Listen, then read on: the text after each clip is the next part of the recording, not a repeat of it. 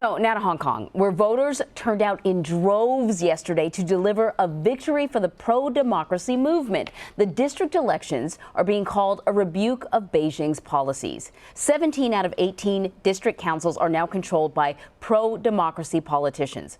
Voter turnout was also unusually high at 71% as people waited hours to cast their ballots in a show of solidarity after months of protests and violence in the streets. Our Ramy Inocencio is in Hong Kong standing by. So, Ramy, how are these election results being interpreted? Sure, Anne-Marie.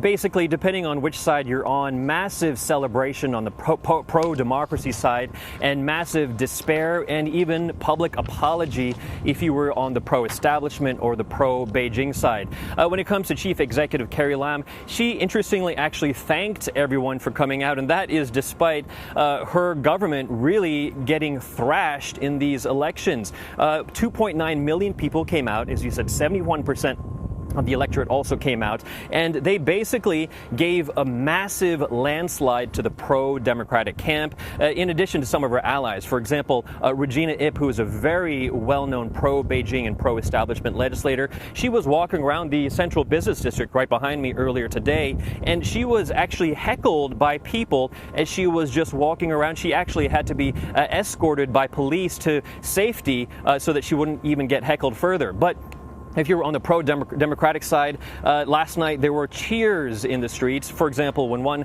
reviled pro-Beijing legislator named Junius Ho lost his seat, there were people dancing and cheering. You could hear it from far, far away down the blocks with people cheering. Some people even popped champagne bottles there.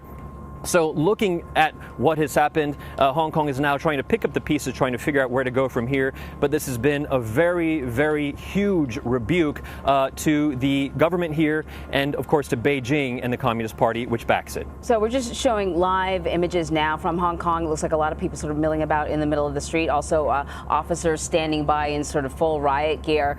You know, people are going to hear elections in Hong Kong. They're not going to quite understand what these district elections are. So explain what they are, and the people who are elected, what are their duties? Sure, that's a good question. Let me try to relate this. So, for example, think of these people who are elected as something on maybe like a county level kind of representative who might take a look at what's happening at the most very local level. For example, maybe noise ordinances or picking up the trash in your area of the neighborhood. These are the lowest of the low kind of elections that could happen here, and they don't have a lot of bearing all the way at the top. With that said, the fact that there was this massive landslide, this is a rebuke in terms of sentiment and in terms of mood, and there is some, I have to say, some power to try to guide policy moving forward with the legislators here. That's known as the Legislative Council.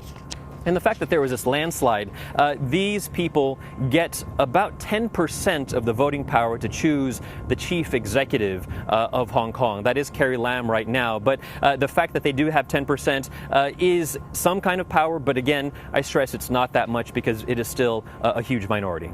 All right, Ramy, thank you so much.